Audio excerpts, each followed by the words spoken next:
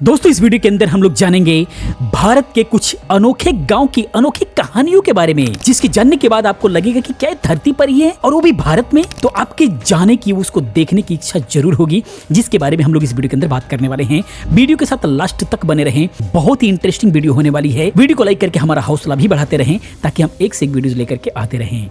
आइए दोस्तों हम लोग बात करते हैं और साथ में ही आप जरूर बताएं कि इनमें से किस गाँव के बारे में आपको पता था। सबसे पहला, भारत का आखिरी गाँव जहां से है स्वर्ग जाने का रास्ता। कमाल का गांव हो सकता है ये। एक्चुअली हिमालय की खूबसूरती को शब्दों में बयां नहीं किया जा सकता। हिमालय की मनमोहक वादियां किसी को भी दीवाना बना सकती हैं, लेकिन एक जगह ऐसी भी है जिसे भारत का आखिरी गांव कहते हैं। इस गांव का नाम माड़ा गांव है। इसके बारे में शायद ही लोग जानते होंगे। यह गांव उत्तराखंड के चमोली जिले में और बद्रीनाथ से 3 किलोमीटर आगे समुद्र तल से 18,000 फुट की ऊंचाई पर बसा एक बहुत ही खूबसूरत सा छोटा सा गांव है। यह गांव भारत तिब्बत सीमा पर बसा हुआ है। इस गांव को देश का आखिरी गांव या सीमांत ग्राम भी कहा जाता है। माड़ा गांव में सरस्वती और अलकनंदा नदियों का संगम भी होता है तथा यहाँ कुछ प्राचीन मंदिर और गुफाएं भी हैं जो कि बहुत ही प्रसिद्ध हैं। जो भी भक्त बद्रीनाथ के दर्शन के लिए आते हैं वह माड़ा गांव व भारत के आखिरी गांव में आने का मौका नहीं छोड़ते हैं, यहाँ जरूर आते हैं। आखिर क्यों? कहा जाता है कि महाभारत काल में पांडव जब स्वर्ग जाने के लिए यहाँ से गुजर रहे थे तो वहाँ 2 पहाड़ियों के बीच खाई थी जिसे पार करना बहुत ही मुश्किल था। उस समय भीम ने 2 बड़ी शिलाएं डालकर पुल बनाया था और पांडव इसी पुल से होकर स्वर्ग की ओर गए थे। आज भी लोग इसे स्वर्ग का मार्ग मानकर इस रास्ते से जाते हैं कि वो भी स्वर्ग में चले जाएंगे, स्वर्ग का दर्शन कर पाएंगे। इसके अलावा एक और कहानी बनती है उस गांव से जुड़ी हुई है और वो है कि माड़ा गांव में जब प्रवेश करते हैं तो सबसे पहले गणेश गुफा नजर आती है। ऐसा कहा जाता है कि गणेश जी यहाँ पर वेदों की रचना किया करते थे। पास में ही सरस्वती नदी अपने पूरे वेग में बहने के कारण शोर किया करती थी, जिससे गणेश जी को कार्य करने में बाधा आती थी। फिर गणेश जी ने नाराज होकर उन्हें श्राप दिया कि अब आगे वह किसी को भी नहीं दिखाई देंगी, जिसके कारण ही सरस्वती नदी कुछ दूरी पर जाकर अलकनंदा नदी में मिल जाती हैं। कमाल का गांव है, शायद आप भी देखना जरूर पसंद करें। मौका मिले तो जरूर जाएं। अगले गांव की हम बात करते हैं तो एक ऐसा गांव जहां पर औरतों का राज है। जैसा कि आप जानते भी होंगे हमारा समाज पुरुष प्रधान समाज है। यहाँ पढ़े लिखों का ही जोर चलता है।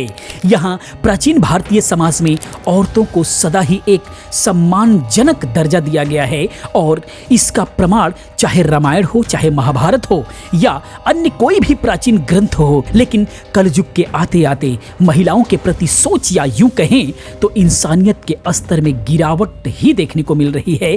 लेकिन इसी के साथ मेघालय की खासी जनजाति कुछ ज्यादा ही अनपढ़ है ये अलग बात है, लेकिन इस जरूरी नहीं कि अनपढ़ रीति रिवाजों का कारण हो सकती है। ये लोग मानते हैं कि औरतें ही परिवार और परंपरा को बेहतर तरीके से चला सकती हैं। यह जनजाति महिला प्रधान है। यहाँ पूरी संपत्ति परिवार की वरिष्ठ यानी सीनियर महिला के नाम पर रहती है। वरिष्ठ महिला के गुजरने के बाद यह संपत्ति उसकी बेटी या परिवार की किसी वरिष्ठ महिला के नाम कर दी जाती है। जरूरत पड़ने पर इस कबीले की महिला एक से ज्यादा पुरुषों के साथ विवाह कर सकती है, जैसे हमारे यहाँ पुरुष करते हैं। पुरुषों को अपने ससुराल में रहना पड़ता है, उल्टा होता है, यानी कि यहाँ पर औरतें ससुराल जाती हैं, वहां पर पुरुष ससुराल में जाते हैं। हाल ही में यहाँ के कई पुरुषों ने इस प्रथा के बदलाव की मांग की है। वे मानते हैं कि वह महिलाओं को नीचा नहीं दिखाना चाहते हैं, बल्कि वे अपना बराबरी का हक मांग रहे हैं, जैसे हमारे देश में महिलाएं बराबरी का हक मांगती हैं। यहाँ बेटी के जन्म पर भारी जश्न मनाया जाता है, बल्कि बेटे के जन्म पर खास उत्साह नहीं दिखाया जाता। यहाँ के बाजार और व्यवसाय पर अधिकतर महिलाओं का ही वर्चस्व होता है। खासी समुदाय में परिवार की सबसे छोटी बेटी को विरासत में सबसे ज्यादा हिस्सा मिलता है। इसका कारण यह होता है कि सबसे छोटी बेटी को अपने माता पिता, बेगार और अनब्याहे भाइयों बहनों और संपत्ति के देखभाल की जिम्मेदारी निभानी पड़ती है। छोटी बेटी को खादुह यानी निभाने वाली कहा जाता है। यानी कि देखें तो हमारी परंपरा परंपरा से सिर्फ उल्टा हो जाता है, सारी चीजें बिल्कुल भी उल्टी हो जा रही हैं। ऐसी भी जगहें हैं, ऐसे भी लोग हैं, ऐसे भी गांव है। अगले गांव की हम बात करते हैं, वो है नागोरो, एक ऐसा अजीबोगरीब गांव जो जापान में है। इस गांव में गुड़ियों का राज चलता है। गुड़िया, हाथ से बनाई हुई गुड़ियों का राज चलता है। एक्चुअली जापान तकनीकी के मामले में अग्रणी देश है, आपको पता भी है। संसाधनों के लिहाज से काफी प्रगति कर चुका जापान में, सब कुछ अच्छा है। लेकिन इस देश में नागोरो नाम का एक ऐसा गांव है जो वीरान हो चुका है, जिसे अब नागोरो गुड़िया गांव के नाम से भी जाना जाता है। बताया जाता है कि इस गांव में पिछले 18 साल में कोई भी बच्चा पैदा ही नहीं हुआ। वजह है यहाँ युवाओं की जनसंख्या का करीब करीब खत्म हो जाना, यानी कि यहाँ युवा है ही नहीं जो बच्चा पैदा कर सकते हैं।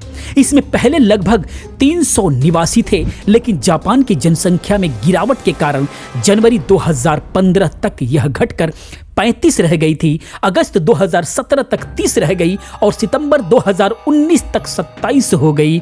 यानी कि वहां पर यंग लोग खत्म होते जा रहे हैं, घर खत्म होते जा रहे हैं, लोग खत्म होते जा रहे हैं। तो आखिर में गुड़िया का राज क्या है? तो एक्चुअली इस गांव के गली मोहल्ले से लेकर स्कूलों तक में बच्चों की जगह पुतले और गुड़िया बैठी हुई आपको दिख जाएंगी। इन गुड़ियों को बनाने का काम किया है एयानो सुकीमी नाम का एक महिला ने। वे खुद भी नागोरो की ही रहने वाली हैं। सबसे पहले उन्होंने अपने पिता के कपड़े पहनाकर एक पुतला बनाया था, लेकिन ये उन्होंने सिर्फ शौक के लिए बनाया था। गांव को गुड़िया से भरने की पहले तो कोई ऐसा इरादा नहीं था, कोई योजना नहीं थी, लेकिन बाद में उन्होंने इस शौक को उन्होंने अपना मिशन बना लिया। अब गांव में इंसानों से ज्यादा तो पुतले और गुड़िया ही दिखाई देते हैं। जब ये गांव आबाद था तो यहाँ एक स्कूल भी हुआ करता था। जब बच्चे ही नहीं रह गए तो स्कूल को भी बंद कर दिया गया। हालांकि लोगों को ये कमी न खले, इसके लिए यहाँ भी बच्चों की जगह पुतले और गुड़िया ही बैठाए गए हैं। टीचर की जगह भी बिजुका ही मौजूद है जो उन्हें पढ़ाते हुए दर्शाता है। लकड़ी, अखबार और कपड़ों का इस्तेमाल करके बिजुका बनाई है और उन्हें इंसानों की तरह कपड़े पहनाकर प्रॉपर ह्यूमन टच देने की कोशिश की हुई है। German film maker Fritz Schuman ने साल 2014 में इस गांव को लेकर एक डॉक्यूमेंट्री भी बनाई थी। इसी के बाद इसे गुड़ियों और पुतलों का गांव भी कहा जाने लगा। अब लोग अक्टूबर के पहले रविवार को यहाँ खास पुतलों का त्योहार देखने आते हैं। यह गांव अब पर्यटकों के आकर्षण का केंद्र बन गया है।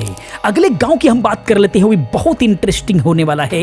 एक ऐसा द्वीप जहां चलता है बिल्लियों का राज। एक्चुअली दुनिया में कई ऐसे जगहें हैं जहां इंसानों की बढ़ती आबादी की वजह से जंगली प्रजातियों के लिए खतरा बन गया है, लेकिन दुनिया में एक ऐसा भी द्वीप है जहां जानवरों का राज चलता है। जी हाँ, आपने बिल्कुल सही सुना, जापान का ओशिमा आइलैंड। इस आइलैंड में बिल्लियों की संख्या इंसानों की संख्या से 6 गुना अधिक है। ओशिमा आइलैंड को कैट आइलैंड के नाम से भी जाना जाता है। ओशिमा जापान के इशिनोमाकी शहर में एक छोटा सा द्वीप है। यह अजिशिमा के पश्चिम में प्रशांत महासागर के ओशिका प्रायद्वीप में स्थित है। दूसरे विश्व युद्ध के बाद इस द्वीप के ज्यादातर लोगों ने कहीं और पनाह ले ली। 1950 के दशक में ओशिमा द्वीप में करीब 1000 लोग रहते थे, लेकिन धीरे धीरे यहाँ रहने वाले लोगों की संख्या घटती चली गई। यहाँ रहने वाले लोगों में अधिकतर उम्र दराज और बुजुर्ग लोग ही हैं। ऐसा माना जाता है कि एक वृद्ध मछुआरा चूहे की समस्या से परेशान होकर इस द्वीप पर कुछ बिल्लियों को लेकर के आया था, लेकिन धीरे धीरे इनकी आबादी बढ़ती चली गई और अब इनकी संख्या इंसानों की संख्या से 6 गुना अधिक हो गई है। इस द्वीप पर सिर्फ बुजुर्ग और पेंशन भोगी लोग ही रहते हैं। बिल्लियों के द्वीप के नाम से मशहूर ओशिमा द्वीप पर एक भी कार एवं रेस्तोरेंट नहीं है। यहाँ चारों ओर सिर्फ बिल्लियां ही दिखाई देती हैं। यहाँ रहने वाले लोग मछली पालन का काम करते हैं। तो दोस्तों, कैसे लगे ये गांव? इनमें से किन किन गांवों के बारे में आपको पता था? प्लीज कमेंट जरूर करें। मैं मिलता हूं अगले किसी और अच्छी इन्फॉर्मेटिव वीडियो के साथ में। पूरी वीडियो देखने के लिए, चैनल को सब्सक्राइब करने के लिए आप सभी का बहुत बहुत धन्यवाद करता हूं। इसी तरीके से सपोर्ट बनाए रखें।